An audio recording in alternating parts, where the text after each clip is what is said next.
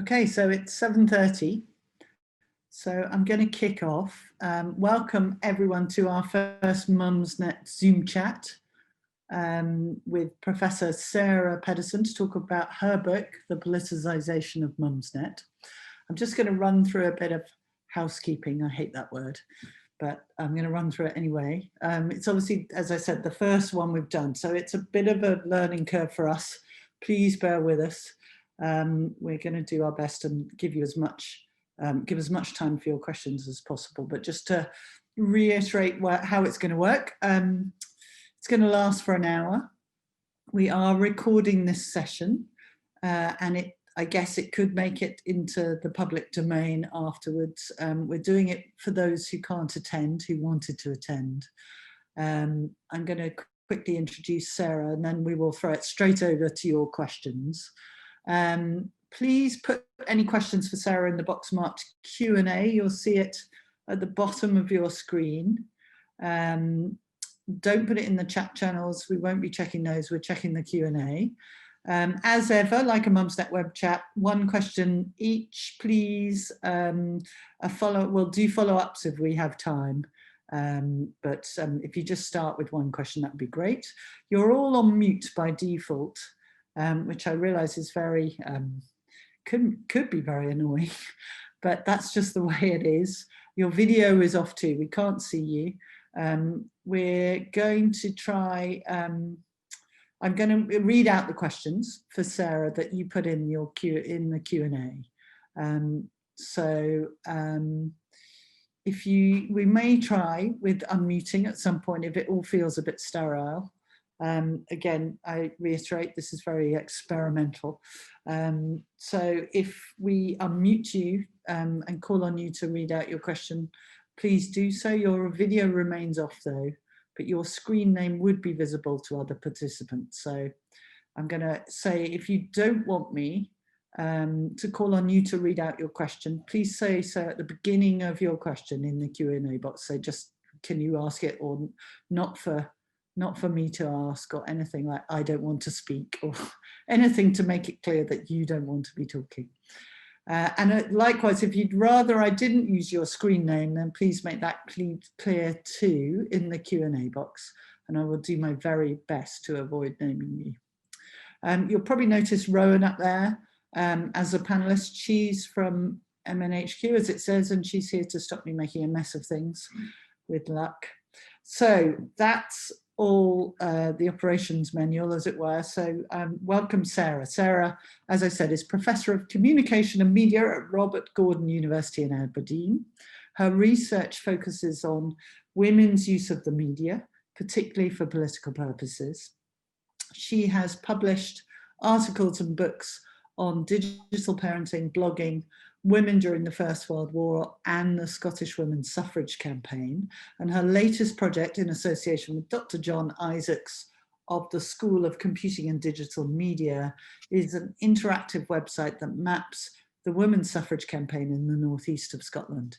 And her most recent publication is The Politicisation of Mumsnet. I can't really say that, especially after, well, I won't after that gin anyway, be able to say it at all. So I try and avoid saying it. In her spare time, she's a member of the board of directors of Grampians Women's Aid and is a fellow of the Historical Society. So welcome, Sarah. Thank you very much for coming. So I'm going to kick off with just a couple of openers. Meanwhile, if you would all like to pop your questions into the Q&A box, then and as I said, please indicate if you don't want to be called on, or likewise if you don't want your name to be used. So Sarah, just to kick off, tell us why you wrote this book. I wrote this book because it is the culmination of, heavens, probably about 12 years of research on Mumsnet. Everything else I've written has been very academic. It's been for academic journals. And I just wanted to write something that was slightly more general, but also because I was absolutely fascinated by what was going on both in Mumsnet and in the wider sort of discussion about women's rights and about politics.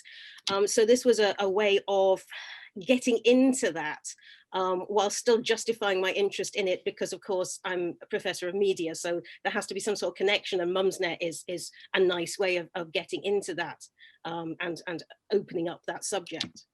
Okay, and you've been, so how long have you been using Mumsnet? Have you been using it for personal use for some time? I have been using Mumsnet now for 19 years. Okay. So nearly right from the beginning. Right. When I was pregnant, a colleague of mine said, oh, there's this place, this really good site, and you can go on, she said, and you sign up, and they send you an email every sort of month and tells you about the fetus. So I thought, oh, okay, I'll do that. I like an email. And I signed up, and I think I did read the emails, but unfortunately I got sucked into the discussion boards. And then that became a bit of a problem, because every time my head of department came into my office, I was sitting on Mumsnet. And so I had to sort of say, oh, no, I'm not researching, how to keep a toddler in his cot. What I'm doing is I'm giving a conference paper on this. And that's how it all started. So I have managed to sort of parlay my whole sort of interest in Mumsnet. Now, every time I'm on Mumsnet in my office, people say, oh, another paper you're writing. So it was just some big cover up, basically, to explain why yeah. you were on the site all day. Excellent, very good. Right, well, we've got some questions in. So I'm going to kick off with one from Jo, and she says, what surprised you the most during your research on Mumsnet? Oh, heavens. What surprised me? I think actually the way I got sucked in emotionally, right from the beginning. I'll tell you, really early on, and I don't know if anybody else will even remember this, but there was a particular thread. It was a woman who lived in the northeast of Scotland, and she was going for some insane reason to Cornwall with 2 toddlers, and she was going by train, and she was posting about how she was, really worried about this enormously long journey where it would just be her wrangling these 2 toddlers. And I actually, I'm choking up now. I was so moved by this, because it was quite early on in the site, and all these Mumsnetters sort of turned out at every station. As she was going the whole way from Scotland all the way through England, at every station there'd be somebody there, and they'd baked cookies, or they had a little toy that they were handing through, and apparently the whole carriage got involved in this, and was excitedly looking out so but I think the thing was, because the other things I researched, like the suffragettes, I don't get emotional about. So the fact that I have this really strong emotional tie, which it can be somewhat difficult when you're supposed to be an objective researcher, but that has always been something that I get carried away with some of the stories, and that's my problem, because then I'm sucked into wanting to find out what's happened in various stories all the time. Brilliant. And I'm going to ask a question now from Isabel, who doesn't I've done that wrong, sorry. I'm moving swiftly on. What kind of historical precedents do you see between Mumsnet and, say, Women's Hour, or historical ways of organising?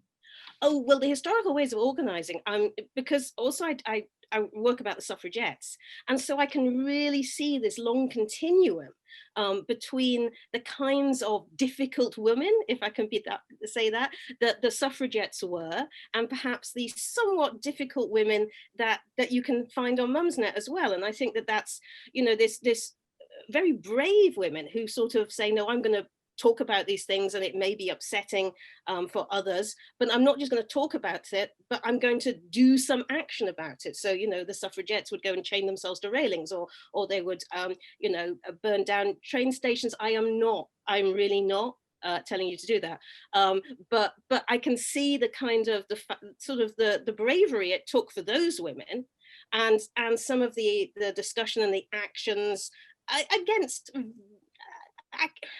all sorts of accusations that also go on in Mumsnet. So I can really see that there's this strong continuum of women working and sort of organizing together. And I think that's really important when we talk about feminism. It's collective action, and that's what we have right from the beginning of the 20th century, and we have collective action today as well.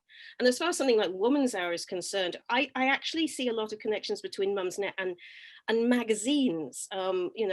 all sorts of magazines.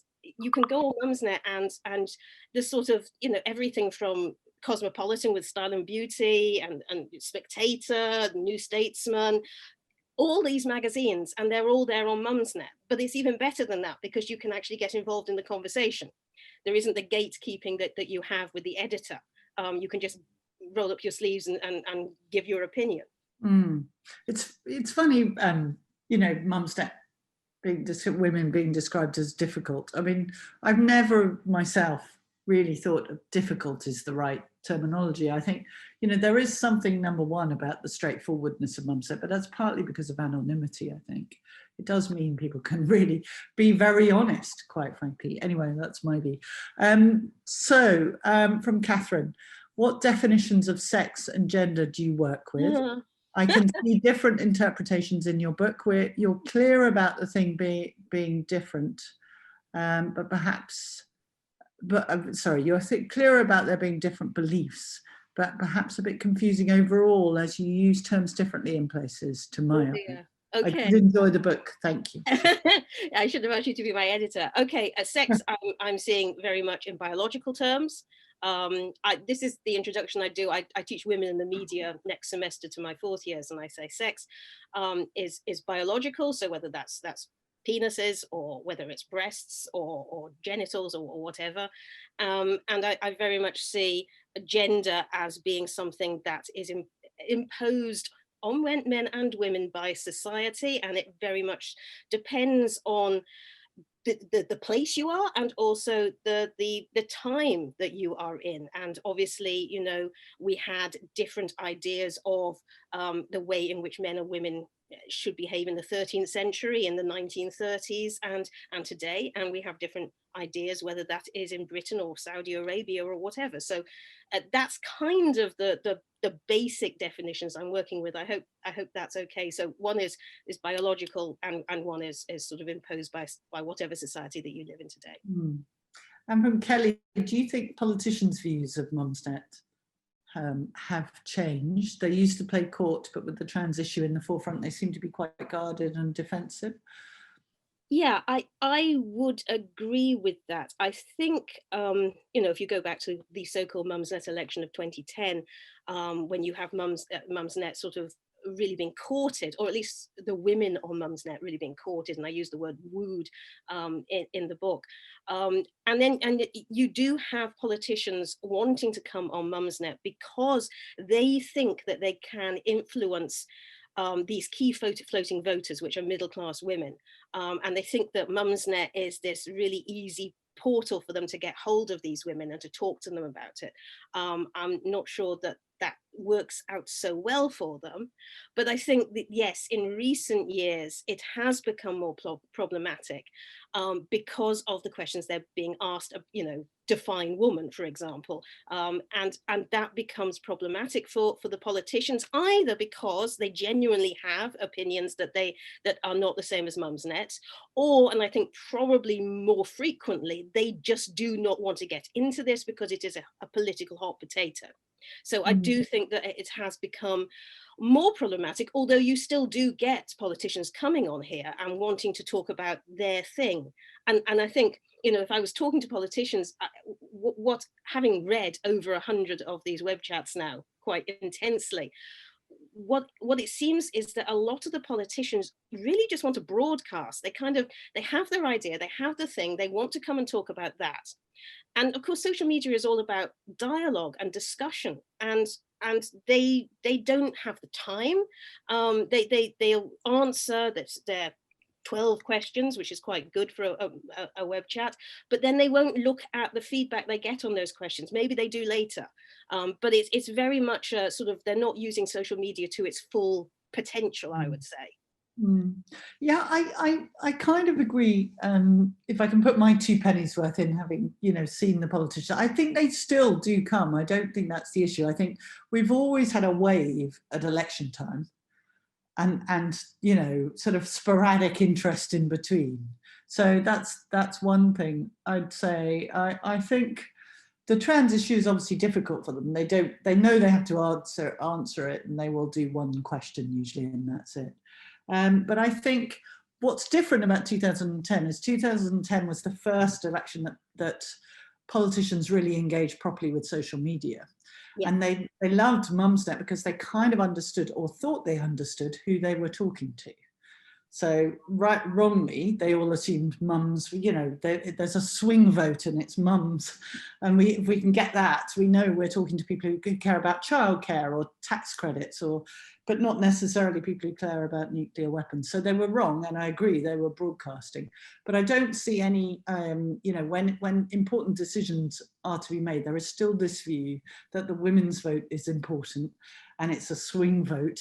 They're less tribal women, and Mumsnet is an obvious place to come, and there's not much more depth of thought in it than that. No, and I hate this homogenous women that you know, nobody ever talks about the men's vote, but they talk about the women's vote as though we all think the same and we would all vote the same if we're persuaded in some way. And that really annoys me, that they seem to see women as this molten lump that we will all be moved by a particular sort of... And you're very right about broadcasting, because Gordon Brown, when he came on, was obsessed with telling us about child tax credits. He just kept saying to us, I want to tell them about the child tax credits. And you know, wasn't really listening at all, you know, which is where he went wrong. Anyway, from Deirdre, I would like to ask, we are so used to being accused of saying LTB, or leave the bastard, on the relationship board. Do you think that a substantial number of people have left their partners who would not have otherwise done with Mumsnet or encouragement? And if so, is that a good or a bad thing? Great question, I think. I have no idea how many people have or have not left their partners. What I think that you get on a relationship board is really good quality advice and support that goes on for a long time. And I think that's what's so important. I'll tell you, because Justine has said that I am a member of the board of directors of Grampian Women's Aid. And the reason that I got involved in that is because of reading all of these threads over the decades on Mumsnet, and seeing that good advice and support for women, but also reading their stories. And that's why I ended up getting involved in Women's Aid, because I thought, what can I do here? But you know, I'm always impressed, and I said that on Women's Hour, about the quality of the support and advice. And it's really good quality advice. It's not just oh poor you. It's like, right, the first thing you need to do is sort out the bank account and get hold of the bank statements and make sure you can prove how much he earns and stuff. And it's the same advice, but it's just really good quality. And that, yeah, I mean, I think it is a really interesting subject, particularly around domestic violence, actually. And we did a bit of research that showed for the first 6 months of last year, 1,000 people were handheld out of violent relationships, from that moment where they first go, is this abusive, to we're going to practically help you find a refuge and all the rest of it. So particularly in those instances, I think Mumsnet actually does help people leave very difficult situations. Eileen says, I feel it's very difficult for mums to get active politically. So is it possible that Mumsnet could be the making of women? Yeah, I think so, yes. I mean, I think social media has allowed us to be more active politically, although we need to guard against what we normally term clicktivism, you know, where you just sort of go, oh, I'll sign that petition to the House of Commons or something, and that's all you do. And that's not necessarily going to do much. But I think that, again, it's back to this idea of collective action, the idea that women gathering together in this safe space and having a conversation and supporting each other. And you know, if you just go back and look, in particularly in FWR, if you go back and see the campaigns over the years that have been taken up from there and actually sort of have gone and done things, it is quite amazing. I mean, I talk in the book about the campaign back in 2010 against this appalling poster that said career women make bad mothers, and the sort of the outburst of sheer white rage on Mumsnet, and then the way in which everybody just organized so quickly to bring that poster down within sort of 72 hours. And that was, you know, that was, yes, we can do something about this. And it was swift, and it just, and also there was some brilliant haikus about men's genitals in there as well. It's really good to read, but it was just fantastic, immediate sort of action. Yes. So for those of you who don't know, there was a advertising campaign, I think from the Outdoor Advertising Association, to kind of prove that outdoor ads are effective. So it was deliberately controversial, and it said career women make bad mothers, which, you know, was not a great thing to read on the side of the bus as you just left your screaming toddler at nursery and were desperately trying to make a living. So Mumsnet has organised in a really quite phenomenal way, including, I remember the haikus, and the man responsible for the ad campaign would— Gary Lace. Gary Lace, yeah, would send me messages, you know, asking me to explain what the haikus meant, which was quite hard. He was very exercised. Anyway, it was a pretty amazing thing. And they offered to change it for sexist. I think we, Mumsnet users, decided that sexist ads are bad for business or something like that. But the bizarre thing about it is, of course, that it proved the Outdoor Advertising Agency's point that the posters on the sides of buses could really stimulate debate on social media. So, you know, it's kind of a win-win all round. Yes, although Gary wasn't happy. No. Anyway, from Nadia, who's breastfeeding in the dark, so absolutely doesn't really want to ask her question. I'm also interested in social media research and really struggle with the issue of consent, specifically not being able to ask for it. Can you talk a bit about your experience of using the contributions of Mumsnetters in research? Thank you. Okay, so I've thought about this a lot. I abide by, there are some guidelines that have been written by the Association of Internet Researchers, AOIR, if you want to look them up. And so I abide by those. Now, what I argue, and I say it in the book, is that I feel that this is, that the contributions of Mumsnetters on Mumsnet are freely available. You don't have to pay to see them. You don't have to put in a password even to see them, you know. But I am very aware that it's also an eminently Googleable site, so that if I hadn't put someone's pseudonym down, you could still Google that particular phrase or that sentence or whatever, and you would find it immediately. You would go to that conversation on Mumsnet.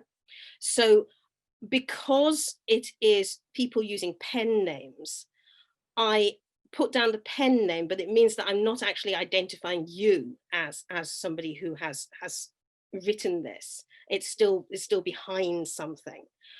When I first started working on social media research, I actually wrote a book about blogging, and I wrote, because I was writing about bloggers and they were using their names, I actually wrote to every single one of them before I quoted them and asked if I could quote them. And most of them didn't get back to me, but the ones that did gave me permission. But it's more difficult with Mumsnet because I can't contact Mumsnetters and ask for permission. But Mumsnet was very aware and has always been aware that I'm doing the research. And mostly I send them copies of my articles and stuff, which I'm sure that they put somewhere very, very carefully.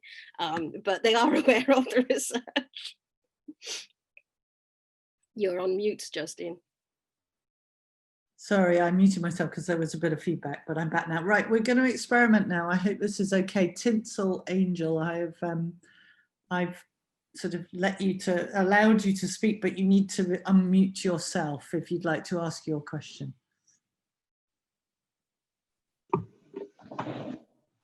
Hello. Hello. Hello. Well, I've got two questions, a long one and a short one. The first question is— as long as you're the first in person, we'll let you. Okay.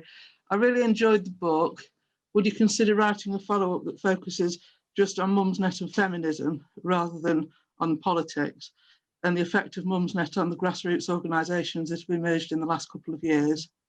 And my second question is, what's your favourite biscuit? Okay.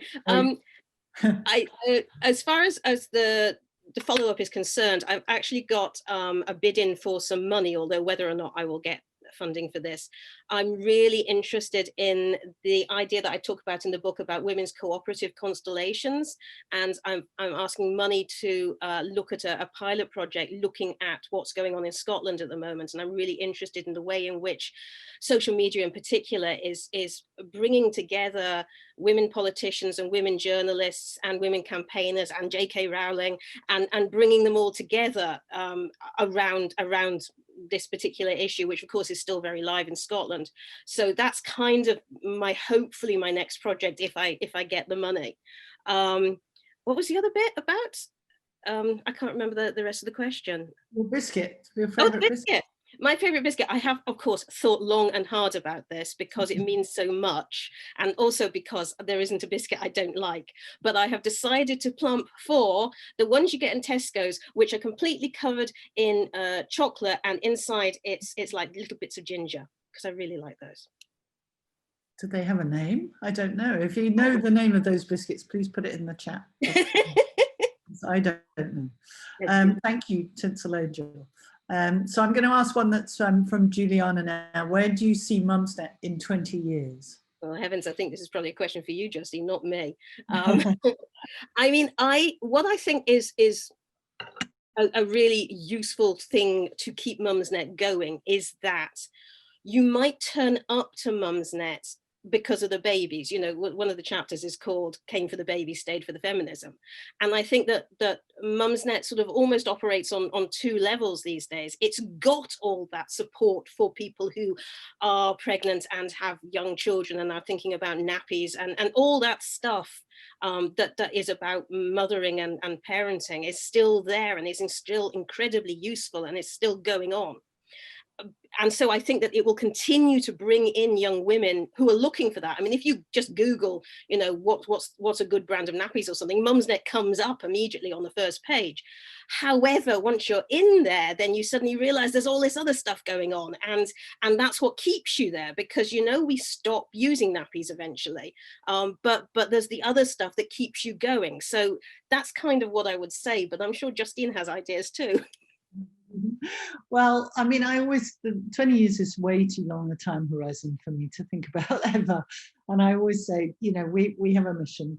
It's to help make parents, really mothers' lives easier. And we need to, and we do that generally by allowing or helping people connect with each other to get peer-to-peer information, advice and support. So we need to deliver that in 20 years' time in whatever way is appropriate for people to have it delivered.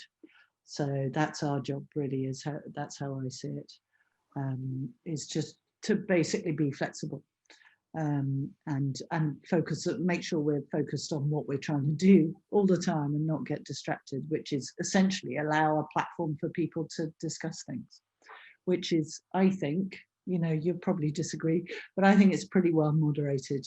And our mission is always to allow the conversation to flow as best we can.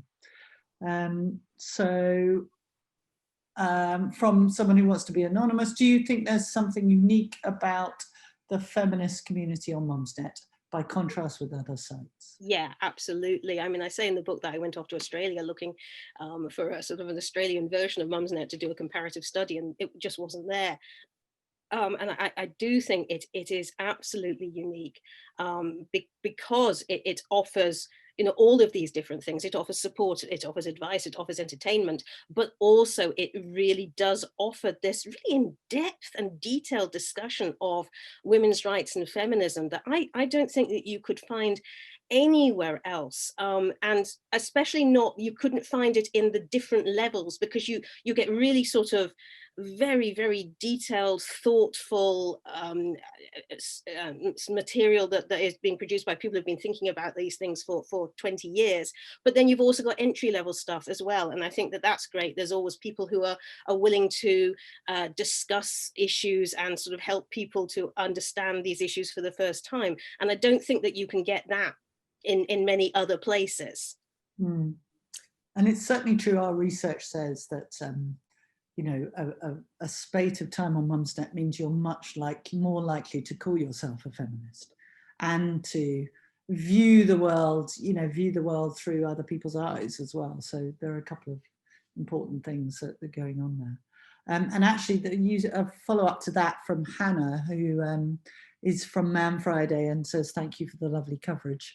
On that is, do you think that Mumsnet and its political engagement is a peculiarly British phenomenon? I can't say that. You know what I mean? Yeah, no, I think it is. I mean, other people have researched other parenting stroke mother and baby sites, and that they do exist all over the world, but they are really just about mothers and babies and parenting. There isn't this extra element at all. And I really can't think of anywhere else online where mothers are allowed, women are allowed to have their own voices, and they're so dominant. I mean, that there are these big sites like Wikipedia and IMDb, which are completely dominated by men's voices, and research has shown that if women want to, get involved in these sites, they kind of have to act like men and write like men, or they just get edited out. And so this place, which is just a place where women, and what Justine said about anonymity, I think is so important, that women can use pen names and then actually sort of step into the public sphere for the first time. My research on the suffragettes was about the way in which women could write letters with pen names to their local newspapers, and they could sort of say that they supported the suffragettes, or they could argue against what their local politician was saying. And because they were using pen names, they were safe. Nobody, their family and friends wouldn't know that they had these appalling or shocking opinions. And I think the same thing. I'm going to try and upgrade it to max. So literally, I threw it, it landed right next to him. Sorry, that's our next questioner, but I think obviously there was a child there. Don't. Okay. So yes, I think I can't even remember what I was saying now. Yeah, I was just saying about pen names, and I think that that's really, really important, particularly around issues that are problematic, that people are able to step into the public sphere and debate them without it coming back at them. Mm. So I'm gonna try this one again. This is Janie. Janie, are you there and are you able to speak and ask your question? You need to unmute if so. Okay, I'll try again. I'll try and find it now. Do you agree that one of the reasons that there's been so much effort to dismiss or shut down Mumsnet latterly is that it's been recognised that this is basically a virtual equivalent of the group of women talking amongst themselves without the men? And historically, that's always been something that certain men have feared. And the explosion of political action that's emerged in recent years has perhaps confirmed their worst fears, that we're not actually happily discussing lipstick and nappies. Yeah, I absolutely agree with you there. I mean, if you think back to I mean, just the whole word gossip, which is a very, it's sort of a very putting down word, and it's only ever used about women. And then you have the skull's bridle, which was put on women to make sure that they couldn't speak anymore. And men have always been very nervous about women getting together and talking. I think the assumption is that we're talking about them. But yeah, they don't like it. They don't like women just sort of talking themselves. And I think, what's happened particularly with Mumsnet is that it has become part of this much wider resurgence of women's rights that's been happening in the UK over the last couple of years. And sort of it's got this symbiotic relationship between definitely the sort of the Feminism Women's Rights Board and other groups like Filia and Women's Place UK, etc. And you get the reports, the live reporting on Mumsnet about what's going on at different events. And I went down to London, which was amazing. If anybody was there, the 1,000 women who were all in this enormous room for the WP UK, one of the last events they put on, and just this amazing feeling of 1,000 women being there together. And of course, every time they mentioned Mumsnet on the stage, the whole room, the whole conference theatre just sort of like erupted into cheers and applause. So yeah, absolutely. It must be very scary for men. And I don't think it's just latterly, if I'm honest, Jamie. I think, you know, I think back to, you know, Fathers for Justice, and that they were going, you know, over 10 years ago, I think we had our particular fight with them. But, and a question from Ailey. I'd like to know how widespread paid political posters might be on Mumsnet. Do you have a view on that, Sarah? I can see that there are some on there. I think Mumsnetters do a very good job of spotting them themselves. I really wouldn't like to say how many there were, but of course, you know, in the world we live in at the moment, they are everywhere. As anybody who's been watching Twitter discussing Trump's loss has noticed, but I wouldn't have a clue. No. I mean, I agree with you, and we say this often about, you know, I use it often in a commercial sense, when commercial brands try to sort of plant people to say how great the products are. It's kind of spotted within a nanosecond by Mumsnetters. They're too sharp, and I think the same would probably be true of. We've certainly never seen it as an ongoing sort of attempt, or even a thing that's going on Mumsnet. But I think people are just too attuned to the language and the way people post, and they're very wary of any kind of spamming or trolling or all the rest of it. So Sarah says, comment, just, I think you're right about the activism. The first letter I wrote to my MP was because of Mumsnet. And Marie says, do you think Mumsnet has in any way influenced the recent acceptance of coercive control as abuse? Yes, I do. I think Mumsnet, since we're here, but also just generally, there has been a lot more discussion of it in the media in the last couple of years. And yes, I think that anything that is taken up by a site that has 10 million monthly unique users is really going to help people to start thinking about these kinds of issues. And certainly it was one of the places that I started reading about it. So yeah, I think that it definitely has. When Mumsnet picks up a particular topic, then it really does influence a lot of women, and that then feeds out into the general media as well. Great. So Charlotte Edwards, I hopefully have allowed you to talk. If you want to unmute, can you hear me? I can. Hello, Justine. Great. It's been a long time.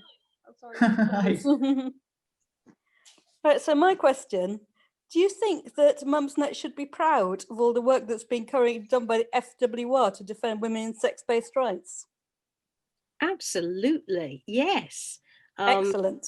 No, really, because it is part of, you know, I keep saying resurgent women's rights in the UK, but I don't know if anybody saw, there was a long sort of Twitter discussion. Helen Joyce is writing a book about everything, and she just asked people, what do you think have been the important factors? Why is it that this has happened in Britain? And she got, I think, about 400 individual responses. And I would say about 80% of them said Mumsnet at one point or the other in their answer. Everyone was just like, oh, Mumsnet educated me. Oh yeah, Mumsnet brings it up. Even people who said, oh, well, I don't actually go on Mumsnet, but yes, Mumsnet. I mean, yeah, absolutely. I think it's very much acknowledged. And Nick Williams credits it with getting her involved in Fair Play for Women. And also, you quoted me in your book, so thank you very much. Very good. Thank you, Justine. Thank you. So another anonymous post, have you noticed any change in attitudes or topics of interest over the past 19 years on Mumsnet? Oh, well, I mean, I think that there has been a continual growth in the discussion of feminism. Yes, it was there right from the beginning, but nowhere near as much as it is now. And I think what's important about that in particular is that it feeds out into the rest of Mumsnet, whether it's the advice on domestic violence or whether it's just a discussion about whether, you know, sharing you know, the way in which everybody washes up, making sure your partner does enough. So I think that that's really fed out into the whole discussion on Mumsnet. It's really difficult because Mumsnet's so enormous, and I think that everybody goes and looks at particular things that they wouldn't, nobody looks at every part of the site. So I can only sort of talk about the bits that I look at. I think that there's certainly been a growth in, I mean, some of those amazing political discussions that go on, the Westminster Enders one and the one about Trump, which, you know, they have just grown organically from sort of 2016 onwards, and so I think there is just more discussion about politics on the site than right at the beginning, but it's just grown. So you know, that's not surprising. You get women, intelligent women together, they're going to be talking about these things. Yeah. Count Fosco wants to know, what's your favorite thread ever? Oh, Korean grandmother. I like that one. That was my favorite, and the one I already talked about the woman with the 2 kids in the train going down. But I did like Korea. I like the funny ones. Oh, and also I really love the tell us a ghost story ones, but I have made the mistake of reading those too late at night. But I love those. I often get asked this and I'm really always stumped, but Rowan and I think, have a particular penchant for a thread called Cutted Up Pear. Ah, yes. You know that one? I recommend that to anyone in classics. Okay, so another anonymous one. Are you shocked by how unkind people or women can be to each other on Mumsnet? I rarely see a thread without a spat and name calling. The shield of anonymity isn't necessarily good for political debate. I think that, and I've written about this elsewhere, about the discourse on Mumsnet, which is not perhaps sometimes the way in which women are supposed to communicate. It is more perhaps how some researchers suggest men communicate. And what I actually think it's how a majority communicates. It's just that we always think it's men, because outside Mumsnet, it is, the men are always the majority. Am I shocked by some of the discourse? Not necessarily. Yes, obviously sometimes it goes too far. I don't necessarily think that the anonymity is really much to do with it. If you look at the conversations on Twitter, it's quite mild compared to some of those, and that's where people are actually using their names. I think that it's not just people sort of going, oh, that's lovely and what a lovely picture of your baby, hun. It is more robust. Robust is a good word, isn't it? But maybe I've just been on Mumsnet too long and this is just the way I talk now. Yeah, I mean, I think it is, if I'm allowed to sort of give my 2 pennies here, I think I have been shocked on occasion, but I also know that the fact that Mumsnet has survived as a forum is partly because it is dominated by women, and it is generally, unlike other forums, you know, which are male dominated, less aggressive and less abusive.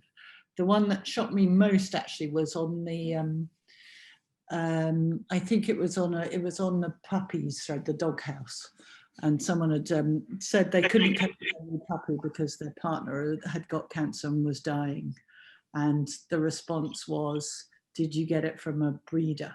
And she said yes. She said, well, you should be ashamed, you should have got a rescue dog. And that was like, that was a lack of empathy, shall we say. Yeah. But generally, I think overall, there is no question that that I think it's less aggressive than a a forum that wasn't female dominated would be. Well, that's and I have to say that I have been at the other end of it. At one point, Mumsnet very kindly allowed me to go on and to run a thread where I was asking about men's experience of Mumsnet, and everything was going quite well. And there were some really good conversations from the men, because I had this conference paper I was doing about men on Mumsnet, and then some people from the FWR board came along and sort of said, "What the hell are you doing researching men?" And it got quite aggressive. And I remember sort of waking up every morning thinking, "Oh God, what are they going to be saying about me this morning?" So but I do remember someone saying, "Yeah, this is going to ruin your research." And I was thinking, "No, I'm writing a paper about this now." Yeah. Very good. Right, Sarah says, "I'm addicted to Mumsnet. Do you have any advice on how to use it responsibly? I can stay online for hours after I've gone to bed. Can you explain why it's so addictive?" I have no idea how to use it responsibly. My entire career is based on Mumsnet, so you can see I'm not a responsible user. I'm just somebody who's managed to monetize it. I think it's because it's fast moving. I mean, you go on some of these other sites and somebody's put up a question and then it's like tumbleweed for a week until somebody else comes. Whereas with Mumsnet, you just have to keep refreshing the thread, and there's another 4 or 5 people talking. And I think that's why, you've always got a new hit, somebody else coming into the conversation.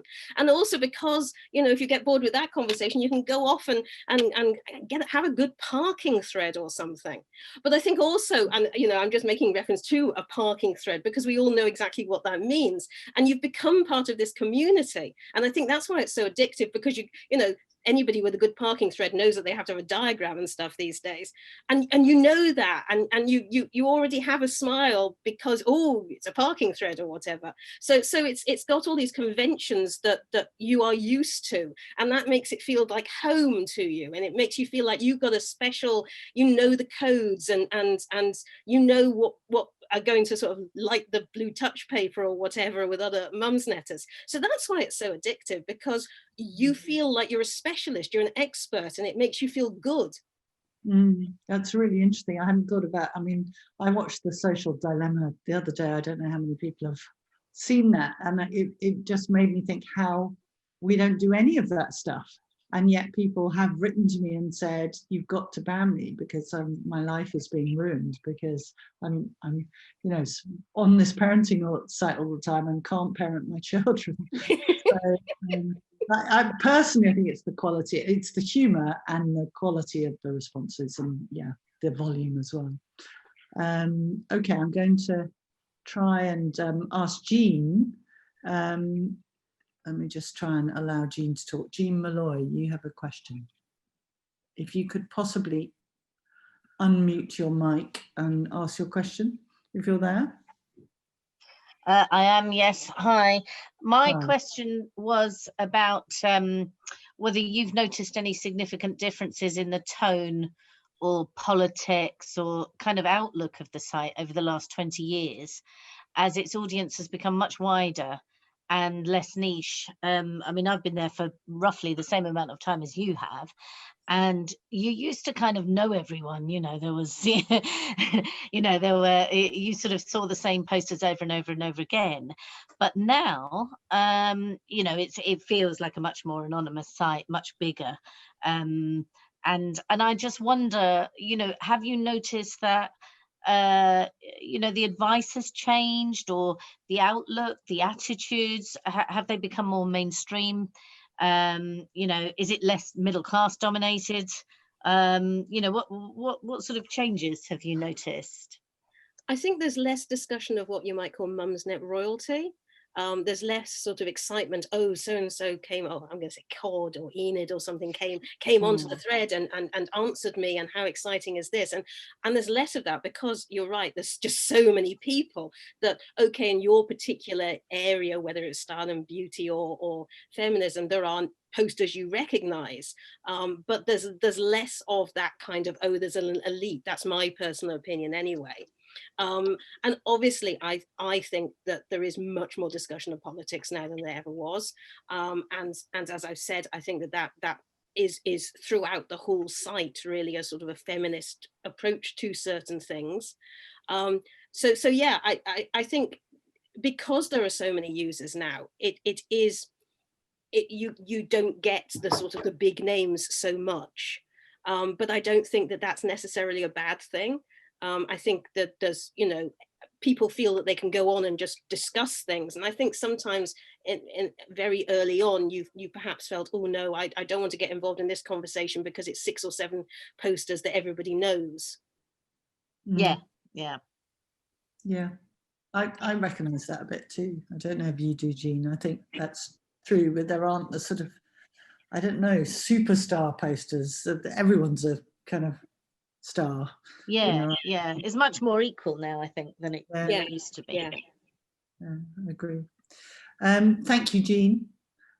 So Rachel Corrie, can I ask you to unmute and ask a question? Hi there. I was wondering if you think the kind of research in feminism is a direct result of the proposal to reform the GRA. Yeah, I really do. I think that really has stimulated the formation of all of these different groups. It's stimulated discussion at all sorts of levels, from politicians, journalists, down to sort of the woman on the street. It's certainly stimulated all this conversation and activism that's come out of Mumsnet. So yeah, it really set people alight, and then out of that has come other work that women have really got involved in. And I'm not saying that this wasn't, before the GRA. Obviously Mumsnet had all of these campaigns, Let Girls Be Girls, We Believe You. This was there anyway. But I think outside Mumsnet, in society at large, there's been this real explosion of feminist activism. Now, it has to be said that this has also coincided from about 2004 onwards with a sort of a detoxification of the idea of feminism. So you might call it feminist light, but you've had supermodels parading around in t-shirts saying this is what a feminist looks like. You've had Theresa May, David Cameron wearing t-shirts saying this is what a feminist looks like. So it was at the right time anyway. There was beginning to be much more discussion about feminist issues in the mainstream anyway. But yes, my God, the GRA really set it on fire. Thanks, Rachel. Thank you. So an anonymous one, have you heard of any research into the language of Mumsnet? Okay, not sure what you mean by research into the language of Mumsnet. I've done some research myself about the way in which women communicate on Mumsnet, and I position it within this wider sort of field of discussion about the way in which men communicate and the way about women communicate. And to put it basically, sort of in the 80s and 90s, there was an idea that women speak in a certain way, they use more questions, they are more polite, they don't swear, and they're more likely to let a man dominate in a conversation. And men swear and they're more aggressive, and they're more likely to talk for longer and to talk over women. And the idea is that when the internet came along, we took all of these gendered way of communication and we went online and we did it exactly the same, but even worse. And certainly if you look at the vast majority of the internet, there's men swearing and being aggressive and talking all over women and flaming them and telling them to go away so that the men can talk about politics. And that doesn't happen on Mumsnet. And that's where I got my idea that it might not be gendered, it might not be to do with men's behavior and women's behavior, it might just be that everywhere else men are dominant. And so it's not a natural behavior that they're the most dominant ones in this talking, because Mumsnet, where women are dominant, what I found out from my research into men on Mumsnet is they were telling me, oh, I really never swear. I know the women on Mumsnet swear, but I don't. And I really keep away from some areas, and I don't like to talk politics, and I certainly don't talk feminism, and I don't do this. And I try and write in a particularly polite style. And I'm thinking, well, they're behaving like women are supposed to behave on the rest of the internet. So maybe it's not a women thing. It's they're not the dominant group in Mumsnet. Yeah, interesting. So an anonymous question, do you think Mumsnet can trick women into feeling a friendship bond that is not there, and to believe in a solidarity that may be ephemeral? Ooh, okay, so we're kind of talking about parasocial attachment there, if I can bring in a complex term. Parasocial attachment is the idea that you can feel very close to someone that you've never actually physically met because of your communication through the media. Now, in classic parasocial attachment, it's a one-way communication. So it's the way you might feel about a celebrity, for example, that you follow them on Instagram and you know everything about the contents of their fridge, but they don't know who the hell you are and wouldn't know anything about it. So it's one way. And to a certain extent, I think that we can feel like that about certain people on Mumsnet, perhaps people that you see posting a lot, they tell you a lot about themselves. So you kind of almost feel like you know them and you know their opinions on certain things, and you know about the problem they had last Christmas with their mother-in-law. So it can kind of feel like you know these people when of course you don't really know them at all. But on the other hand, I think that the benefits you're getting out of having these relationships on Mumsnet, it's not superficial. I think there's lots and lots of very positive things about being on Mumsnet and having a feeling of community. And I think it is a feeling of community. And I think also that it's that feeling of being welcome and being recognized as yourself when you do post. So nothing's ever 100% positive, but I think on the whole, it's a very good inclusive and supportive site. Yeah, I'd agree with that. Another anonymous one, what's your favorite Mumsnet acronym? Oh, well, I suppose it is Am I Being Unreasonable? Because it's the one that everybody knows about. So I like that. And it's also one that I can spell out, because unfortunately quite a lot of the acronyms and people's names are problematic when you're writing for academic journals and you're having to explain, well, yes, her name is Any Fucker. You get queries from editors back about, you know, this, we can't really use this language in. A lot of my Mumsnet articles at one point, none of my students could access because we have quite a tight net nanny kind of thing at the university. And because I was quoting people like Any Fucker, my students couldn't access them for a long time. Yes, I'm not surprised. So the ABU topic came about simply because so many Mumsnet threads began with the words, am I being unreasonable? So it seemed obvious to make that a topic, but that's interesting. My favorite acronym would have to be She Who Must Not Be Named, which is all about the Gina Ford affair. And it appeared, I think, within minutes of me posting about why we had to ban mention of Gina Ford on Mumsnet, and was a real example of the immediate wit and also stubbornness of Mumsnetters, I think. Right.